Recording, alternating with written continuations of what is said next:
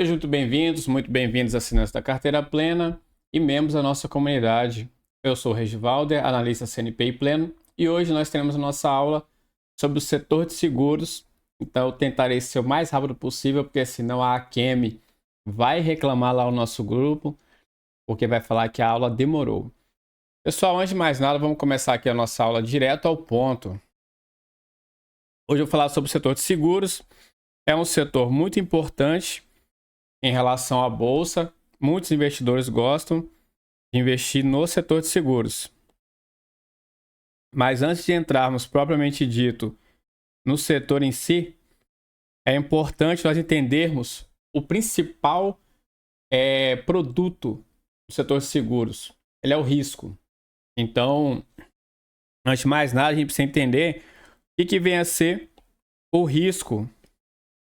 E aqui nós temos um conceito muito comum de risco, que é basicamente a probabilidade da ocorrência de um evento que ele é incerto, mas que ele causa impacto na consecução dos objetivos de uma empresa. O que isso quer dizer? Uma empresa ou qualquer situação, isso vale para tudo. Qualquer situação, o risco ele é mensurado dessa forma. Você tem um caminho de um processo.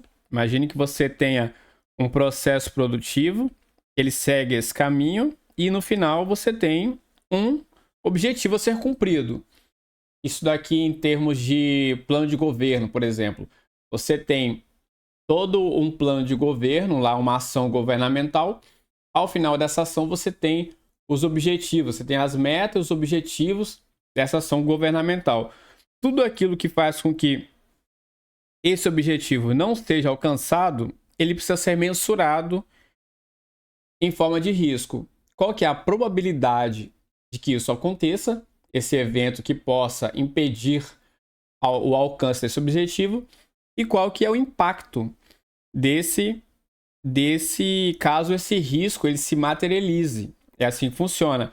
Por isso que naquela nossa aula que nós tivemos de medidas estatísticas, eu falei que você tem uma curva assim e você tem isso daqui, né, de uma distribuição normal.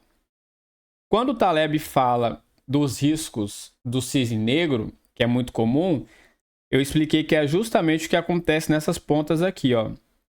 Que você tem uma pequena probabilidade de ocorrência, vamos dizer aí que em termos de risco ele seja lá 3 desvio padrão. Você tem uma pequena probabilidade de ocorrência, mas caso isso aqui aconteça, vou botar aqui para vocês verem. Mas caso isso aqui aconteça, o impacto é muito grande. E você vai ter um problema que você não mensurou corretamente. E é exatamente isso que nós temos como risco. É a probabilidade da ocorrência de um evento incerto que impede o alcance dos objetivos. Hoje em dia utiliza-se também muito o conceito positivo de risco. Por exemplo, você pode ter um evento incerto e caso ele aconteça, ele impacte positivamente o seu objetivo. Um exemplo claro disso foi a descoberta do pré-sal, por exemplo. Foi um evento, uma probabilidade da descoberta do pré-sal. Não sei exatamente como que ele seria a probabilidade, qual seria, mas caso como ela aconteceu, o impacto foi positivo. Então esse é o nosso conceito básico de risco, né? Probabilidade, que tem que ficar na cabeça. Probabilidade versus impacto. Se acontecer algum evento incerto. Sempre é um evento incerto o risco. E a lógica de quem assume o risco, isso daqui vale muito para a vida. Eu vou falar aqui mais uma coisa que eu carrego muito comigo, que é mais ou menos assim, ó. Quem decide é quem tem a assunção do risco. Melhorando a formulação.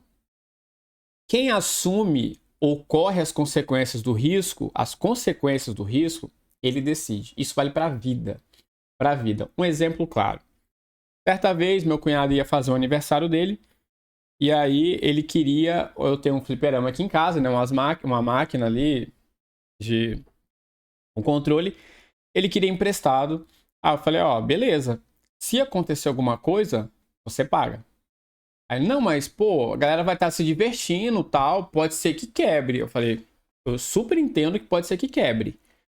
No entanto, eu não quero correr esse risco, porque ela está aqui em casa, paradinha, guardada, e eu me divirto a hora que eu quero. Então não faz o menor sentido eu incorrer num risco de ter minha máquina de fliperama quebrada a troco da diversão de outrem. Faz o menor sentido. Então, quem quer usufruir desse benefício, ele pague ou ele assuma o risco, ele assuma, né, o pagamento caso o risco se concretize. Ah, não, mas é muito pequeno, não pode. Eu falo, cara, não tem o menor problema de te emprestar, desde que qualquer coisa que aconteça, pague. E acabou que não levou. Mas é muito comum isso, você deixar muito claro. Você tem que ter sempre em mente quem que está incorrendo nas consequências do risco. Quem que está correndo esse risco aqui? Quem quer correr esse risco? Isso daí você leva para a vida. Por exemplo, aqui em casa, muitas das vezes nós vamos discutir alguma coisa, tal, é muito normal, você pede a opinião da sua esposa pede a sua. No entanto, sempre que há alguma situação particular que envolva um risco que só quem está incorrendo ou sou eu ou é minha esposa, essa pessoa decide. O risco é dela. Então, quem toma o risco decide. É sempre uma regra básica para tudo. Isso aqui a gente vê muito a questão da alocação de risco. Nada mais é do que a alocação de risco. Essa mudança da percepção de risco. Um exemplo de alocação de risco é o que acontece em licitação. Vamos lá. Quem trabalha com obra pública, vamos supor, uma prefeitura ela vai construir uma creche. Para ela construir essa creche, ela precisa fazer o projeto básico e o projeto executivo. O que muitas vezes acontece? O projeto básico, quem já viu o projeto executivo ou o projeto básico, ele é uma planilha de Excel gigantesca, com todos os itens necessários para aquela obra. Todos. Então, o engenheiro foi lá, ele fez o estudo dos solos, identificou que vai precisar fazer uma terraplanagem, que tem que fazer um reforço, que a estrutura ali você vai fazer diversas atividades que já estão na planilha. E aí você vai lá e licita e vão lá, a obra ficou por 5 milhões. O que acontece é que na primeira vez que a empresa começa a trabalhar, no primeiro buraco que ela vai cavar, o solo não foi feito o estudo correto e ali tinha rochas, por exemplo. Toda aquela precificação que você tinha inicial não envolvia pedras com maior dificuldade para você cavar, você quebrar. E aí você vai ter que mudar a planilha de preços porque havia serviço que não estava precificado. Quem que está incorrendo nesse risco? A administração pública. Ela tem maior controle porque ela foi lá antes e viu e ela realmente precificou tudo que ela identificou, mas o risco de se ter alguma coisa diferente é dela. E aí ela acaba arcando com a mudança dos preços. O sistema do RDC, que é esse daqui, que é a concorrência, isso que eu falei é a concorrência normal. O que eu vou explicar agora é o RDC. O RDC, que é o regime diferenciado de contratação, ele muda essa sistemática. Ele muda um pouco essa sistemática. O que acontece? Você coloca, de forma bem resumida aqui, é claro, o órgão público, ele especifica o que ele quer e a empresa vai fazer o projeto básico e o projeto executivo. Ou seja, você fez uma transferência do risco. A partir de agora, empresa, eu quero uma creche com essas características. Você entrega o resultado final que você deseja. A empresa vai precificar, vai ter uma concorrência entre as empresas, ela pode usar a tecnologia que ela quiser, ela pode chamar a NASA para fazer esse projeto, mas ela vai entregar, porque o risco é dela. A partir daí em diante, ela vai arcar com qualquer coisa que ela tenha feito de forma equivocada.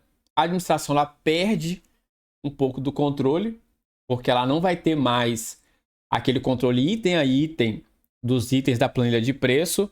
No entanto, ela ganha em alocação de risco, porque ela deixou de incorrer nesse risco de fazer um projeto mal feito. Claro que isso é a teoria, na prática ele não sai tão belo assim, mas é um exemplo que nós temos.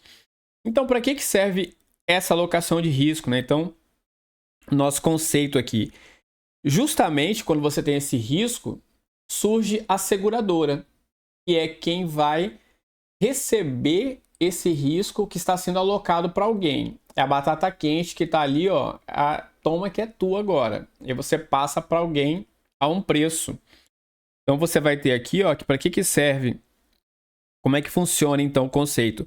Ele é justamente para reduzir, ó, aqui, ó, a fim de reduzir os efeitos econômicos dos riscos, que são aquilo que eu falei, né? Eventos incertos que independem da vontade do segurado ou da seguradora. E quando ele acontece, nós já vamos chegar lá, ele é um sinistro, né? E a seguradora nada mais é que uma compradora de risco. Você não quer correr no seu risco? Não quero. Eu quero passar a bola para alguém. Imagina o caso do meu cunhado lá. Alguém tá perto e quer muito jogar. Eu falo assim, não, velho, pode deixar. Se quebrar, eu pago. Um outro lá, um amigo dele, não, eu quero muito jogar, se quebrar, eu pago. Ok, ele fez papel de seguradora. E nesse papel de seguradora aqui, nós vamos ter esses elementos aqui. Nós temos um contrato, um prêmio e uma promessa. O contrato, é óbvio, né? É aquilo que você acerta entre as duas partes, né? O contrato faz lei entre as partes, desde que ele não infrinja normas legais. Então você vai ter um contrato. Esse contrato ele prevê todas as situações em que você vai ter a ocorrência do sinistro, né? Você vai ter um contrato que ele prevê todas as situações, as regras, tudo da melhor forma para que caso ocorra um sinistro, você tenha o seu resultado, que nós já vamos chegar lá. Esse contrato ele tem um preço, você tem duas partes. Você tem aqui o Joãozinho e tem aqui Sebastião. E o contrato entre os dois. Vamos colocar aqui a seguradora, né? Joãozinho e a seguradora. Já tem um S aqui. Você vai pagar para a seguradora um prêmio, que é o custo para você ter a segurança de que, se algo acontecer, você vai ter a sua indenização. Então, no caso de acontecer um sinistro, lá meu controle, meu fliperama quebrou, eu vou ter indenização, que é a restituição de um dos mesmos moldes. Aí você vai ter diversas outras regras do direito civil para restituição. No entanto, está aqui. Você paga um prêmio e recebe a indenização. Tudo isso é regulamentado por meio de um contrato de seguro. Então é muito simples assim. A seguradora tem esse papel aqui de fazer os cálculos necessários. Nós já vamos chegar nas fases para que isso ocorra da melhor forma. E nós temos aqui vários tipos de seguros, né? Isso daqui é um exemplo geral de seguro. Nós temos vários aqui. Nós vamos falar rapidamente sobre alguns, né? Alguns muito comuns que a gente já conhece: o de automóvel, o patrimonial, o habitacional, transportes, crédito e garantia, responsabilidade civil, rural, marítimos e aeronáuticos e outros. Falando sobre alguns, né? De automóvel a gente conhece muito bem, que é aquele que você vai bater o seu carro e vai receber o conserto dele de acordo com a apólice. O habitacional, que tem muito a ver com com a própria Caixa Seguridade, né? Caixa Seguridade. Nós temos responsabilidade civil.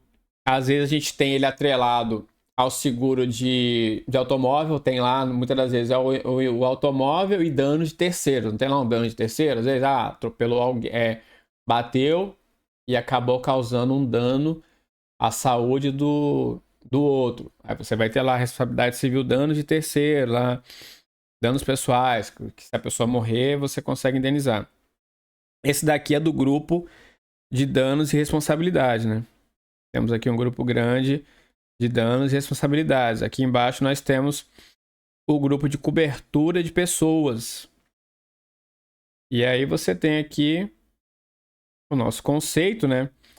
Que ele tem a finalidade de garantir o pagamento de uma indenização ao segurado em caso da ocorrência do evento coberto, ou morte, invalidez, diagnóstico e outras coisas. E aí nós temos os mais manjados também, que é o seguro de vida, invalidez, funeral, viagem, despesas médicas, hospitalares, odontológicas e o prestamista. O prestamista ele é interessante porque ele tem muito no mercado financeiro, que é aquele que você faz, por exemplo, quando você toma um empréstimo, ou você, até nos próprios financiamentos habitacionais, caso a pessoa morra ou ela perca o emprego dela, algo nesse sentido, você vai ter um benefício. Vai ter um benefício aqui, né? O benefício não necessariamente quita o empréstimo ou o imóvel, mas você vai ter algumas vezes o benefício de poder passar 3 meses sem pagar parcela. Por aí vai, tem vários benefícios. Esse que é o famoso prestamista. E ainda no cobertura de pessoas, esse aqui é o grupo menor, né, de plano de risco. Aí você vai ter aqui o plano de acumulação. Esse aqui é bem famoso para vocês, né? Plano de acumulação, você tem aqui o VGBL e o PGBL. E nada mais é do que um plano de previdência. E aqui você vai ter a modalidade, né, do plano de previdência. E aí você vai ter que elas não podem ser deduzidas da declaração anual. E aqui podem ser deduzidas da declaração anual. Isso aqui é só para vocês entenderem que isso faz parte também da matéria de seguros, né? E o plano total, ele é o mais interessante.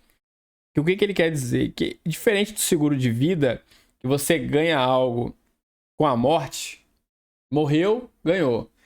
O total não. O total você só vai receber o benefício se ele sobreviver X anos. Se não morrer, ou seja, você fala assim, ó, se em 10 anos você não morrer, você ganha minha casa. E aí a pessoa vai lá, faz o seguro, é um seguro total. Ele pode ser puro, misto e misto com performance, que quem ficou curioso e quiser fazer um desse, só procurar na internet para entender melhor. Esse daqui é o fantástico, né? Que nós temos também, que é um título de capitalização.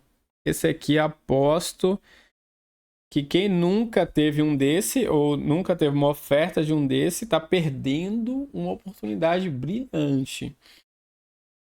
Então aqui ele conjuga, né, acumulação e sorteio, sempre tem alguém oferecendo. E o mais famoso deles é Telecena, né? Você é jovem demais para conhecer a Telecena, acho que ainda tem Telecena ainda, né? Eu acho que eu vi esses dias a propaganda, não sei. Mas a Telecena é o famoso título de capitalização e o Orocap, né? Muito comum também no Banco do Brasil, que ele sempre te oferece como uma excelente oportunidade de investimento. E aí você vai ter algumas modalidades, né? Que é tradicional, tal. Não vou entrar nos detalhes aqui.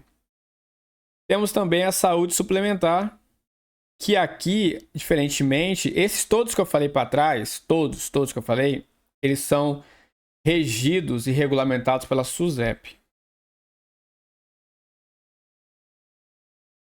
O uso da saúde suplementar é pela ANS. Eles têm regulamentação diferente. E aqui, os do setor de saúde, vamos colocar aqui, são as operadoras de planos privados de assistência à saúde, formado por empresas e tal. Mas você já sabe, né? A diferença deles é o plano de saúde e o seguro saúde. Então nós temos dois tipos, né, na modalidade de saúde. Então se nós voltarmos aqui, nós temos já um resumo. Vocês podem observar que é um mercado bem variado, né? E hoje em dia a gente tem também os microseguros. Aqui. Uma proteção, tal, baixo risco, microempreendedores individuais, para poder ter também os pequenos empreendedores poderem ter essa facilidade. Nós já vamos entender que o seguro ele também tem uma função econômica. Ele não é apenas uma função assim, não quero incorrer nesse risco, ok. Como que funciona então o fluxo de uma seguradora? Primeiro, a seguradora ela precisa arrumar um grupo de pessoas. Essas pessoas, ela precisa conjugar um grupo, porque faz sentido para você que não basta apenas uma pessoa ter um seguro de carro, porque eu preciso ter. O que acontece? E nós já vamos entender. Várias pessoas pagam um prêmio, tipo um consórcio. Várias pessoas pagam um prêmio de 10 mil. Vamos lá. Vamos supor que 100 pessoas paguem um prêmio de 10 mil a indenização seja 100 mil. Então você vai ter 10 pessoas pagando 10 e a indenização é 100 mil. Então você precisa ter 10 porque na hora que um ocorrer em sinistro, você vai precisar sacar 100 mil para pagar a indenização. Então, todos os prêmios somados, o somatório dos prêmios seguro, ele tem que ser igual à cobertura de todas as indenizações possíveis, em tese, né? É mais ou menos isso daqui, ó. O somatório de todos os prêmios, ele precisa cobrir a indenização de todos. Então, primeiro a seguradora, ela vai ter que reunir um grupo de pessoas e aí você vai ter a figura dos atuários estatísticos, eles vão calcular a probabilidade de ocorrência de risco de cada um dos membros do grupo que está exposto. Ou seja, o preço não vai ser o mesmo. Eu coloquei aqui 10 para cada um, mas vai depender do grau de risco de cada indivíduo, a probabilidade de ocorrência. A gente vê muito isso, o jovem paga seguro de carro mais caro. Por quê? Porque, em tese, a probabilidade de um jovem se acidentar ela é maior. Seguro de mulher costumava ser mais barato, não sei se ainda é. Porque, em tese, a mulher se envolve menos em acidente. Então, você vai ter todo esse cálculo que não é simples, é um modelo matemático, diversos modelos matemáticos que vai precificar o quanto que tem que ser o prêmio para aquele grupo, para cada um individualmente, para que aquele seguro faça sentido e o negócio não quebre. O segredo de uma empresa de seguros, uma seguradora, é exatamente a precificação do prêmio. Senão, ela quebra e ela não vai conseguir vingar no mercado. E aí, com base nessa probabilidade, é definido o prêmio a ser pago por cada segurado para comprar o fundo. Exatamente o que eu expliquei anteriormente aqui. Esse montante ele será capaz, né, de suportar o pagamento de indenizações em caso de sinistro. E após o sinistro, aqui nós temos o carrinho batendo, um crash. Não dá mais um, dá. Ele vai ser coberto, se o mesmo, né, o sinistro for coberto pelo contrato, a seguradora vai pagar a indenização. E qual que é o ponto de vista que eu falei do seguro? Que ele não é simplesmente uma passação de bola. Ele oferece o seguro, do ponto de vista microeconômico, ele dilui os riscos, ele reduz a probabilidade de ocorrência de quebras, falências e insolvência. Mas, família, o que isso quer dizer?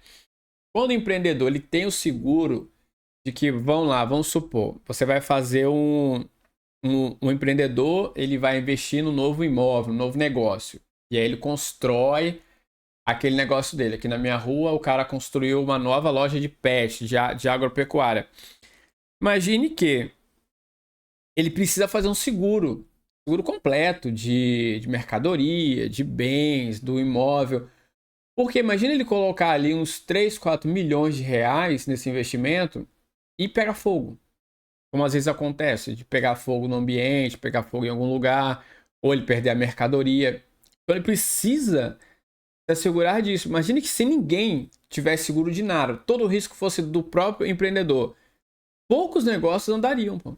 Porque você sempre teria o problema de qualquer evento aleatório causasse um impacto gigantesco no seu negócio e você viesse à falência. Por isso que ele é muito importante, um fator microeconômico do empreendedor. Qual que é a principal vantagem aqui do setor em si, né? Ele tem um baixo risco. Geralmente as empresas do setor são empresas já consolidadas no mercado. A gente tem hoje em dia, né, de seguradora mesmo na bolsa, nós temos a Caixa Seguridade, a Porto, né, que é a antiga Porto Seguros, a, a BBSE. Temos também algumas outras, como a UIS, que é do setor, mas não é exatamente uma seguradora, né?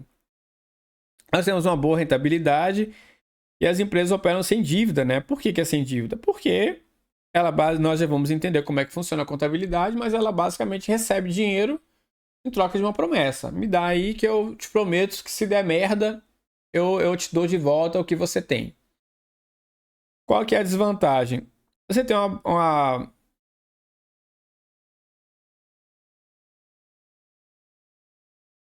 você tem uma baixa barreira de novos entrantes. Você hoje em dia tem muitas empresas que estão fazendo seguros online, seguros específicos ali do aplicativo, a custos bem mais baixos do que os comuns, né, que a gente tem hoje em dia. As margens podem ser baixas devido à concorrência. Se você for aumentar a concorrência, a margem vai cair. E o principal risco é isso aqui, né? Se você tiver um prêmio de risco mal calculado, a empresa quebra. Ela vai quebrar se você tiver um prêmio de risco mal calculado. Como é que funciona o negócio, né? Como eu já tinha explicado antes lá. Primeiro, ela vai reunir o número de pessoas que desejam contratar um seguro. Terminado bem, e vai ser feito o cálculo do prêmio. E aí a seguradora aqui ela vai receber o montante dos prêmios de todos os segurados. Esse montante, quando ela recebe, é chamado de float. Então a seguradora ela recebe todo o dinheiro de todo mundo. E aí ela tem aquele montante de dinheiro lá, fala, beleza, agora eu tenho que gerenciar quando que eu vou fazer o pagamento dos sinistros. Enquanto isso, eu vou deixar o dinheiro debaixo do colchão, guardado? Não, pô. Ela vai deixar o dinheiro investido. Então o float, normalmente ele incorre em um investimento que basicamente é atrelado ao CDI. Não necessariamente, mas sim. O que a gente tinha aqui? Uma mística. Em épocas de Selic alta, com CDI alto, as seguradoras faturam mais porque o float vai faturar mais. Não é necessariamente uma verdade, porque é apenas uma variável da equação. Se você tem uma taxa de juros elevada, você também vai ter normalmente uma inflação elevada, porque você elevou a taxa justamente para combater a inflação. E se você tem uma inflação elevada, você tem o aumento dos preços em cadeia e normalmente as pessoas priorizam aquilo que é essencial nesses momentos, que é exatamente o que nós estamos vivenciando agora. Provavelmente a pessoa vai tirar da vida dela um seguro que ela entende não necessário, porque não é essencial. Entre pagar conta de luz, água, às vezes um plano de saúde e a comida do dia a dia e o seguro do carro, normalmente a pessoa paga para ver, porque ela vai seguir a ordem daquilo que é mais essencial para ela. E aí, depois que você já tem aqui, voltando ao nosso estudo, já temos aqui todo o float reunido com a seguradora. E aí, no momento em que ocorre um sinistro, que vai concretizar o risco, que está aqui bem claro, ela vai retirar do float o montante do dinheiro necessário ao cumprimento do contrato. Então, aconteceu o sinistro, ela vai tirar do float. E isso daí vai se dar como? Após um ano de arrecadação, um ano operacional, entre a arrecadação e prêmio e retiradas, ela vai ter a sobra, que é o ganho operacional. E aqui a gente tem duas etapas, né? Quando primeiro você tem, imagine que você tem um seguro que ele tem uma cobertura de 12 meses. Cobertura de 12 meses. E aí você pagou em janeiro. Pagou em janeiro lá R$1.000. A seguradora, ela computa isso daqui como prêmio retido. Às vezes é prêmio retido, às vezes tem outro nome, mas é por quê? Porque esse R$1.000 ainda não é dela. Ela tá administrando, mas se em 12 meses acontecer alguma coisa, esse dinheiro tem que voltar junto com os demais para poder cobrir o sinistro, né? Após os 12 meses, quando realmente, venceu o seguro, acabou. A seguradora não tem mais a obrigação de pagar. esse dinheiro ele vem para cá e ele passa à categoria de prêmios ganhos. Então aqui ela de fato é dela. Aqui fecha o resultado da empresa, onde entra lá na DRE como prêmios ganhos. E nós vamos encontrar algumas métricas muito comuns durante a análise de uma DRE, né? Que olha só, para que ela seja rentável, o seu ganho operacional somado ao ganho financeiro deve ser maior que zero. Esse ganho financeiro é do float. Então a seguradora ela tem um grande, é relevante o ganho financeiro dela, somado àquilo que ela já tinha menos o que ela pagou, é o lucro operacional dela. E nós vamos ter aqui uns índices que a gente vai encontrar. O primeiro deles é o índice combinado. O índice combinado, ele é justamente isso daqui, ó, o sinistro, que é o dinheiro das ocorrências que você vai ter, mais os custos operacionais, tá? Porque ela depende de diversos outros custos, né? Esses dois somados sobre o prêmio arrecadado, ele vai te dar o índice combinado. E ele é ideal que ele seja abaixo de 100%. Bem abaixo, né? Por quê? Nada mais é do que uma margem aqui, né? Você vai estar calculando o total de despesas, assim dizendo, sobre as receitas. Praticamente um cálculo de margem para você entender. E aí, se ele ficar. O ideal é que ele seja sempre abaixo de 100%, porque quanto menor for isso daqui, quanto menor, né, melhor. Quanto menor for o número de despesa, é melhor. E o índice combinado, ele só melhora o índice anterior, né, é praticamente a mesma coisa, com a mudança de que você vai ter aqui embaixo os rendimentos financeiros também.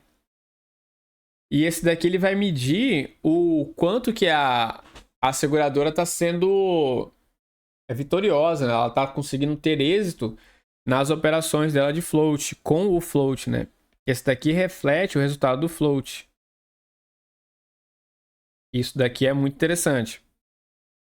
Da mesma forma que o anterior, né? Ele deve ser menor 100%. E um dos principais também em métrica é o índice de sinistralidade. Se já falou em índice, né? Fica bem claro aqui que a nossa taxa de sinistralidade, ou índice de sinistralidade, é sinistro sobre prêmios arrecadados. Então, basicamente, é isso aqui que a gente vai ter em relação às empresas, né? Isso aqui é muito tranquilo. Isso aqui a gente vai ver. Eu vou abrir aqui agora um. Deixa eu abrir aqui para vocês um exemplo de DRE da Porto, porque ela é mais organizada, né? As outras empresas são bem zoneadas mesmo. Bem zoneada não, mas é mais difícil de ver. Esse daqui ficou melhor. Aulas.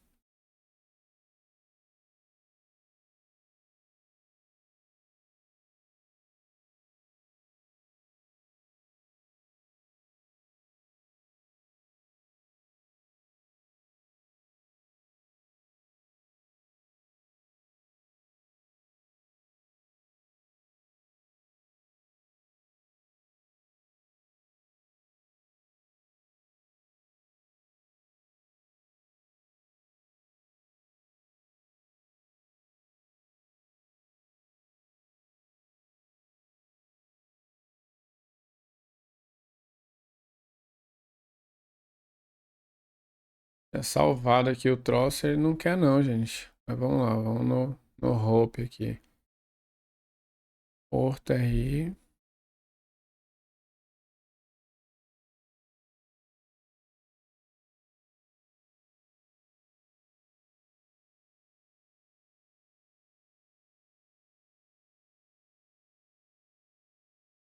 Então, pessoal, aqui no site da Porto Seguro,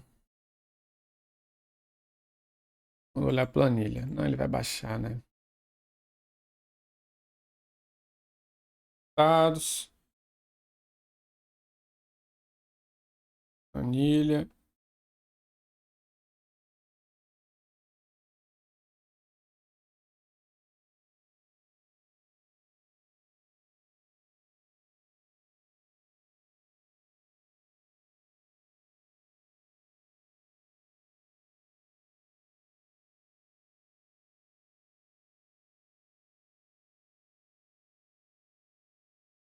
Pessoal, aqui, ó, a gente vê exatamente o que eu falei, né?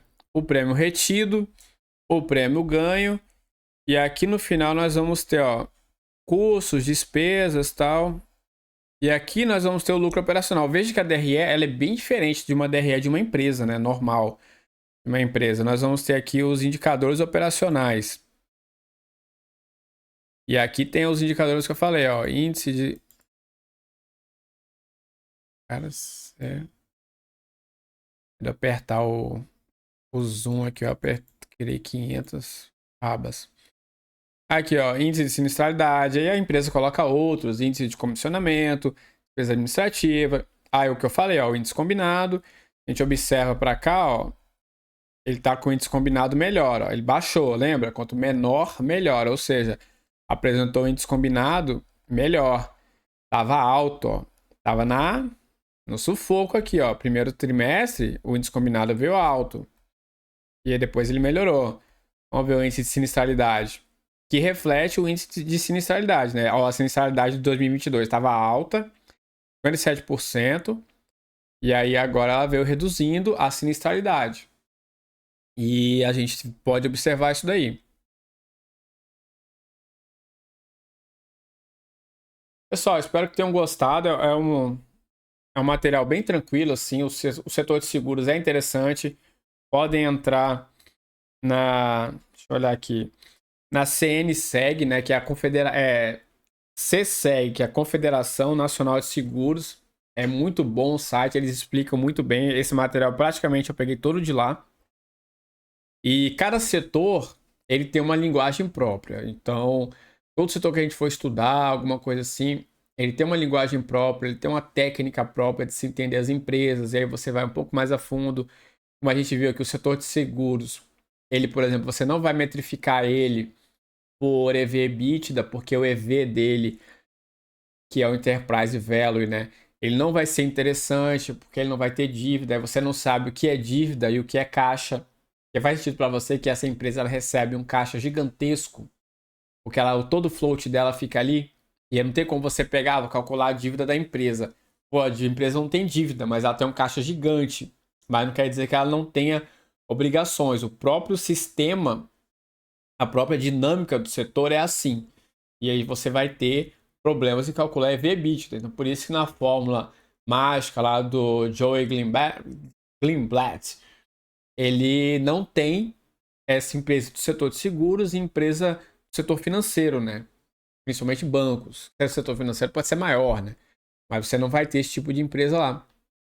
E eu espero que vocês tenham entendido como é que funciona o setor. É bem simples, não quis aqui elocubrar muito nas empresas em si, para que vocês entendam a lógica do risco, principalmente, como é que funciona o risco, como que isso impacta, e o funcionamento do setor de seguros, das empresas de seguros, atuando nessa alocação de risco para que a pessoa, a empresa, possa focar na atividade principal sem se preocupar tanto com um possível impacto de algum evento de probabilidade X ocorrer e vir a impedir que ela alcance seus objetivos. Pessoal, um abraço, até a próxima e bons investimentos.